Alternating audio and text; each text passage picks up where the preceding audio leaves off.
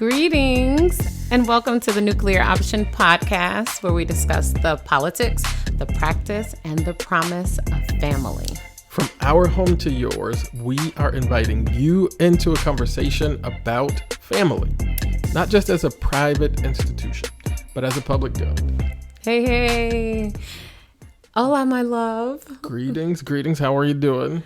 I'm so good. This has been a great day. I think it just started off wonderful. Got to run, got to pray together. It was just a fun time. Yes, I did not run, but we did pray together. And it was like a impromptu prayer moment, which is beautiful. Yes, those are the best kinds. Yes, the family that prays together stays together is what they say. So, and like over here, I think it works, obviously, because here we are. We pray together. We are together tonight. So there you go. It works. But we are super excited that you are joining us for another episode of the Nuclear Option podcast. So welcome in. Just so appreciative that you're even listening. And since this is our second episode, I think we should start again with saying a little bit about why we are doing this. If you listen to the first episode, you may have heard some of this before, but it bears saying again that we are doing this podcast because we want to center families in the cultural conversation. Like as we talk about culture, as we talk about politics, we think that family needs to be centered in that. Really want to remind families of their power and remind the broader culture of their importance, the importance of families. Absolutely. Thank you so much for being here. Because even if you're just like a family of one house, a household of just one person, that you still are invited into the space, because even a family of one, you're still part of a family, you're still connected to a family, you're still formed and shaped from your family. So you definitely are with this all the way. So welcome in, everybody. Totally not like exclusive type of thing, but it's important to talk about family because we have really big problems in our culture right now, and we need breakthrough solutions to those problems. And so many of those solutions will come from strengthening, prioritizing, and just empowering families. Yeah, so that's why we're doing this. Just really want to bring family like back to the center of our conversation. Again, not in an exclusive way. Don't anybody ever say that we that we despise people who are not living in a traditional nuclear family. But while we don't despise people who are not, it is really important to lift up those who are, because a lot of the solutions for the stuff that we're facing are coming from family. And so we're not ashamed of that. We're going to talk about that. And that's why we have the Nuclear Option Podcast, because we really think that family is like the last best hope for our society. Yes. And we want family to do what it do. Absolutely. God made it to have so many great benefits to our society, and we need to not hinder that. We need to lean into that and just lift that up. So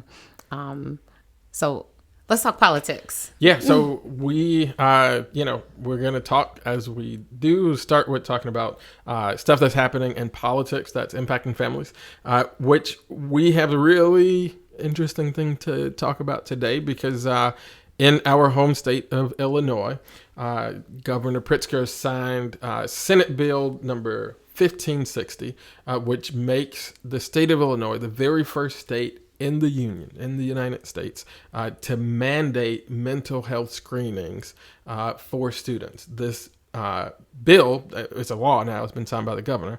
So starting the 2027 school year, it will be mandatory for all students in our public schools to have these mental health screenings from grade 3 through 12, grade 12. Parents are able to opt out of the screenings. I have seen how that plays out. Usually the kind of opt-out thing doesn't present itself as regularly, but parents are able to opt out of these screenings if they want to, they are technically able to. This bill did pass the Illinois Senate with a unanimous vote, and it passed the House, the Illinois House of Representatives, basically on a party line vote. So this is happening, Love, in our state. Wondering what you think, what you feel about it. Okay, so here's my thing. Children are extremely impressionable, and I've seen these screenings and how they go. At least, like, I guess they haven't written it yet, so we don't know exactly what it's going to look like. Right. The bill doesn't have the content of the screenings. Right. Which is a whole other level, but whatever. So, but what I've seen with these different screenings are that it's like, it's usually like a yes or no question, like a multiple choice thing. And they kind of present a thing. So it's like, have you felt down or depressed lately? Have you ever thought about suicide? Have you ever attempted suicide? Things like this. And I just feel like questions like those are very counterproductive because kids are just so impressionable. And so, like I'll just say, like, if I say pink elephant, we're all going to start thinking about pink elephant, whether we wanted to think about a pink elephant or not, because we just presented it. And so while this bill kind of is kind of positioning itself as like a, to take the stigma out of mental health and to start conversations and help find kids that are struggling, what we know is that children are just impressionable. When as we present these types of things, they're going to, I think what we'll find is that we're going to create more problems than we even have. And it's kind of normalizing something that is not necessarily that. And I talk to a lot of other people that work every single day in the mental health space as counselors, as therapists, and all of that. And every single one of them are like, I don't think universal screenings are great for kids. Mainly, like, kids have good days, they have bad days. Like, say for instance, a kid goes to school and they're like, they couldn't have cereal for breakfast and now they're upset about it. And now they're just like, everything's bad because blah, blah, blah. And now that's the day they take their mental health screen. Now they're like, my life is, whatever. And I guess I should end it all. I don't know. It's just kids are just impressionable. And I think we should be way more cautious and thoughtful about something that is so extremely impactful to children and their minds and their development. And yeah. And I want to be like, sensitive to, or at least try to appreciate what like the sponsors of this bill and the governor might be trying to get after in terms of, like, we probably do have some mental health challenges that we need to deal with. One of the things that just, gets a little bit stuck in my crawl, I guess, is when I hear, like, even at the press conference when they're signing the bill, and so many of the speakers are talking about how important it is for children to have this safe sort of anonymous, not anonymous, but like a private space where their parents, their family, nobody knows what their responses are going to be. And it's presumed that that's where you're going to get the most honest sort of response from a child. And it is, for me, I think you're getting down the wrong road when you are talking about doing mental health interventions and the baseline, like the basis for that intervention is like, we need to separate that kid from their family, from their household, in order to help them, like, deal with their mental health, because we just assume that if mom and dad are in the room that the kid's going to be dishonest, and that seems to be like a thing that's kind of pervasive, in a lot of our public conversation. And I think it's really important to, like, push back on that, and start to have frameworks that allow for families, for parents to be, like, a part of the process of addressing, like, mental health issues. And because it's the same way, like you were saying, like, it's so suggestive, like the content of the survey. I also think it's suggestive if you're telling a third grader that the place to be honest is when mom and dad are not around. That I just don't feel like, I feel like that's training. a third grader. Yeah, yeah. I'm thinking about my third grade self, just being 8 years old, and just how that might play out. Just thinking like, oh, well, this might be fun. You know, it's going to be like on some kind of a laptop or a tablet or something, because it won't be administered by a teacher or a leader. It would be just, you know, privately on a tablet. So it's like, oh, what happens if I just write, you know, type this instead of that? And all of a sudden it's opened a can of worms, or maybe some kids together decided to plot and do a thing just to show out. So whatever. It's like third graders, fourth grader, like those are the times where it doesn't go the way we always think it's going to be, you know, with our fully developed brains making laws down in Springfield, and how that plays out on a day-to-day basis in a classroom. Right. Exactly. So yeah, I'm just thinking about things like that. Like it can easily become something that it wasn't intended to be, because and I do, to your point about having families kind of locked out of the process. I think even just a collaborative approach, like maybe let's do mental health screenings to parents. Maybe even ask the parents to write a couple things for their own children, some training, some materials to go home. Here's what you need to be looking for with your kid. Like there are a lot of things that you could do that don't involve mandating a particular kind of screening and then isolating kids from their parents. For sure. For me, those are always bad ideas. Right. But we don't want to spend our whole time talking about politics. We want to talk about the practice. We want to talk about the promise of family, which are really important. And so we want to talk about in the practice area, because we're wrapping up the summer. So, you know, this will be more applicable for us in, you know, fall or next time summer comes around. Coming into the fall. We want to talk about vacation, because we just took a family vacation, or at least a family trip. Did. I don't like to use the word vacation to describe family trip, because a vacation and a family trip to me are two distinct and different things. So we did not take a vacation. Kind of vacation. That's why you have to say family vacation. Yeah, it's all about fun and experiences and stuff. Not getting rest. It's not sleeping and relaxing. That's for sure. But yeah, so we just took a vacation. We went down to Branson, Missouri. It was so much fun. I've been trying to go there since oh my gosh, like maybe 2018 or so, because the Sight and Sound Theater is there, you know, and I've been wanting to see, I mean, we see the place because we like rent it and all that, but I just want to be in the room where it's happening, and it was so good. So unfortunately, because what we want to talk about is like the things that we do to like make the family trips like work, make them great, like make the memories and all that kind of thing. Right. And so one of the things that we might do differently in the future. Don't put me out there, love. They don't need to know that part. I said we. Oh, that's true. Okay, so now you ought to know who did it or who didn't do it. Was it Chris? Was it Aziza? We don't know. Nobody knows. Between us.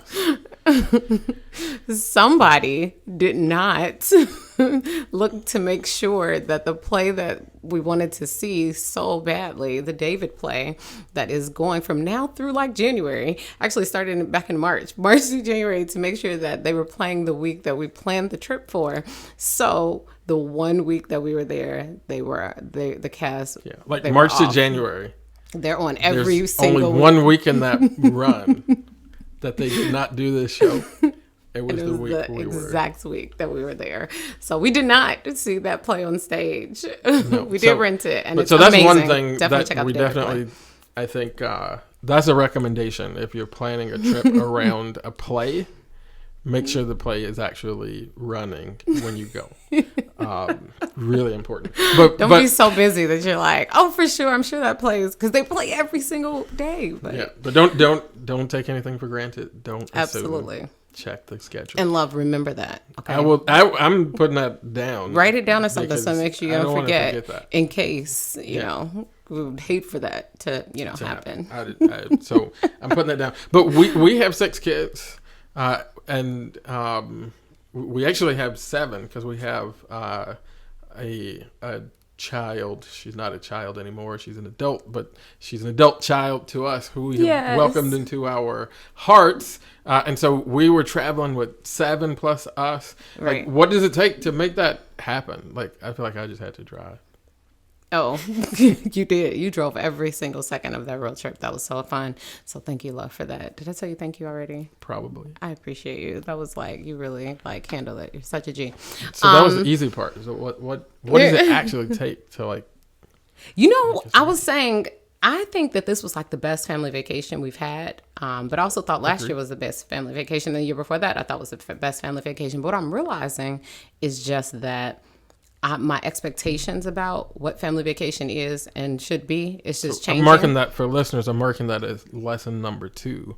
They get better as you do them, so keep doing it. Right. But I think it's for me, at least, I've learned to, because when we just had one child or just the two, and they were 2 years old and newborn, I was feeling like I just need to, everything, we have to keep the schedules, bedtime's at 7:30. I need to make sure I start the bath and blah blah blah. But now we're trying to figure out how to keep the lights, how to keep the room dim and make sure the sounds are same from home, and making sure that they have the same kind of comfort that their beds are, and make sure we don't do too many different things, and make just all the things. I think I was just more feeling like I need to replicate, keep those same rhythms, and just being afraid of what's going to happen when I throw a 3-year-old off their schedule. But now which we have a 3-year-old like still. That gets crazy. It does, right. Like it's gonna be. But it's also not the end of the world, because yes, our 3-year-old was definitely in rarer form than he normally is, and the 1-year-old, honestly. But they're both probably still recovering. Right. And we're like that's true. Close to like the 2-week mark of being home now. 2 weeks Are we not? of 3 days. It's been feeling like we only been home 3 days. Maybe 4. It's okay. No. It's Days closer just to a fly. Okay. We came home on Saturday. Yeah. Oh, I see what you're saying. Okay. That's true. recording That's the because show we on hit the ground Thursday. running. It was Saturday, then Sunday, then okay. I mean, So we see. got right back into the action. Okay. But we're closer to a week. A week. Okay. I'm not. I thought you said I said 2 weeks. I did say 2 weeks. Oh. I did say 2 weeks. So now I'm changing it. That's fine. But it's All not right. 3 days, and it's not. And it's not weeks. 2 weeks. So we're both right. Point is, they're still recovering. We'll let Yes. you know if they're still recovering 2 weeks from now. Right. But yeah, I think it was thrown off a bit, but it's okay, because that was even fun. Just like, being more gracious with them and kind of supporting them, but then still having fun. It's a little different now because we have teenagers and on down to toddlers. And so just having to do activities that everybody could enjoy. Thankfully, our teens and preteen they're very like, They're brilliant. they're incredible, but they're just so like, they're down for the cause. Like they're like, oh, I don't necessarily want to do that, but I want to see the 3-year-old do it, or the 1-year-old. Yeah. They don't call them 3-year-olds, 1-year-olds. They're like, they still want to go with the cold, still want to do with the Zine. You said what? I said, and the 26-year-old is just absolutely. She's rock not solid. even a teen, right? She's incredible. Now, if you can get a 26-year-old in your rhythm, that will also help settle things out a little bit. Which that was our first time doing that. She's been wanting to travel with us for a few years. So I think that worked out. She said she had a blast too. She had such a great time with us. We'll have to bring Mariah on the Nuclear Option podcast at some point so that you can meet her. She's a wonderful person. Yes, she is. So we had a good time. I think we're just learning a lot, but we would love to hear from you guys. What is it that you all do to make your family vacations like really great? Yeah. Because cards on the table, we are 18 years married, 6 kids, 7 into doing this whole thing. Lots of trips, but definitely not like experts. Yeah, we're still learning. Let's say that. And we We're have a still lot learning. more to learn. We have a lot more family vacations ahead of us because our youngest is not even 2 yet. Yes. So if you will email us at Nuclear Option. Is it Nuclear Option or The Nuclear Option? The Nuclear Option. So The Nuclear Option at WeSchoolFoundation.org. So that is The Nuclear Option at WeSchoolFoundation.org. That's a super long email, but we still want you to email us, or you can hit us up on social media and let us know, like, what do you do to make vacation, family trip great for you and family when you're traveling? Like, what are the keys? I mean, we tried some different things packing this time. Usually all of the kids get to have like their own bags and all that. Suitcase. Well, I guess they did have their own. And we make them share. And it was a little bit rough. Yeah, that's what we had to share because we drove and we all drove in one car. So, it wasn't a plane where we can everybody could take their own big old suitcase. So, and what happens, one of the reasons that sharing was good for me is what happens when we drive. Like in the airport, somehow people carry their own stuff, but in the car, it's assumed they're like, I'm carrying it. Daddy will get it. And so I'm like, especially at least we pulled up at 11 p.m. So it's like, Daddy will take everything in. We just got to get in. Yeah, so it's like consolidate. So that was one thing. But yeah, hit us up at the nuclear option at WeSchoolFoundation.org and let us know yes, what we'd love to hear what you do. Email us. Hit us up on social media. We're there on Instagram and I don't know, all Facebook social probably. media things. But however you found us, we're there. Podcast on social media and let us know how you do your vacation stuff because we need to learn more tips for the trip. Yes, put it into practice. Putting family into practice. So. Our last segment, we talk about the promise of family, and this segment, just so you know, as we're again in our second episode, this is where we talk about like just some of the practical things that family is like contributing to the broader society to to help the world go round a little bit better.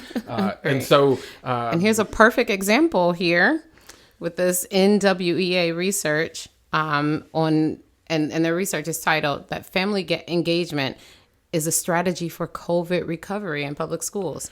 So it's the, by the way, NWEA is the Northwest Education Association. Is that what it is? I think so.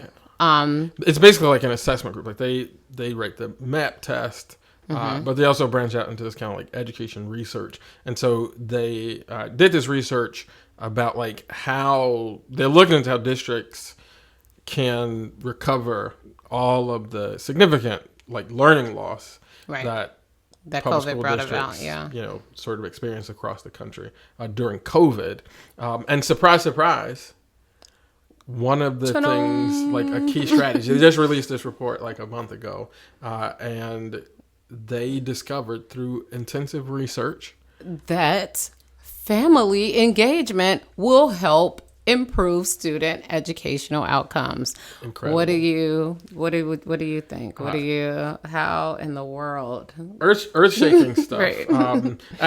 So some of the things I think is important to point out, like from the report, like they have these 5 key insights around their research. They're looking at the fact that one, that this family engagement has to be designed in a way that is supposed to be like a collective benefit. So it's not just to the benefit of the district, but how do we do this? District should be thinking about how to do this in a way that benefits the district, the school leaders, the teachers, the families, the community, the children, everybody involved should benefit.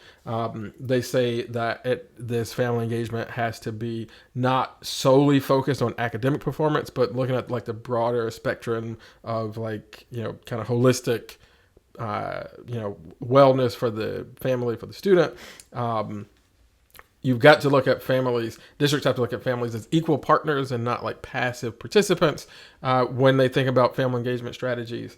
The fourth insight is that districts have to include regular, frequent, and ongoing communication with families. And finally, they say that these strategies have to be shaped by and sort of dependent on institutional policies and not individual attitudes. So it's like this has to be like in the code, not just if this particular teacher or school leader. If the teacher is like, that's because Miss Molly loves to connect with the families. Yeah. You know how she does. It's like, no, that has to be the thing. But what they say is that it benefits the child socially, academically, emotionally, all the ways. They like inside and outside in their families and all of it. They're like across the board, this improves so much about the child and the community of people that the school serves. So, I'm excited to hear that. I mean, I know that, but it's great when people do all of their research and they come down to, hey, Yeah. this is always right. One of the things that I really think is important about the research is that, like, the, how do I want to say this? But essentially, one of the things they find is that, like, you want to do this parent engagement because it's going to improve, like, the culture in a school. And so, like, getting more families engaged it's not just the students from those families. Even if you have, like, a student in a school and their particular family is not as engaged, and you've got these, like, engaged families, the more other families are engaged by the school and by the district, it's kind of like lifting the culture in the school and in the district. And so there's kind of like this, it's like a multiplier effect in terms of the impact. Right. And it just, I wanted, one of the reasons I wanted to talk about this in the promise segment here is because it does go to this idea that, like, family is a public good. Absolutely. Right? Like, engaged families just make it better in the district, make it better in the school. And so, you know, I think that's really important. And we're, like, shouting this out. We homeschool, cards on the table. Woohoo! Which, yeah. That's, like, the highest form of family engagement, I feel like you can, that you can be. But even if you can't homeschool, you can harness some of those benefits by being a very engaged family to your child's school. And not just, not even just the parent, like, it can be, you know, aunts and uncles and part of it, grandparents, but engaging the family as much as possible, and not just on a special event, but just kind of this regular communication, kind of ongoing relationship building and all of that. I think it communicates to the child that, because I think as much as you can make it just synergistic, like, their experience is not like I have a home life and I have a school life, but, you know, kind of, you know, like, kind of meeting together, right? Like, my teacher knows what my parents know. My parents know what my teacher knows. And it's all going, you know, you have that kind of wraparound accountability and just kind of reinforcement, support, and all of that. And I think that as much as we can, if you're not able to homeschool, as much as you can make that school environment kind of connects like that, you know, the kids can really... we can just see some improvement. Because it suggests, and, like, that first insight about, like, it's not the first insight that I'm looking at. It's the second insight, but the one about it's not just about academic performance.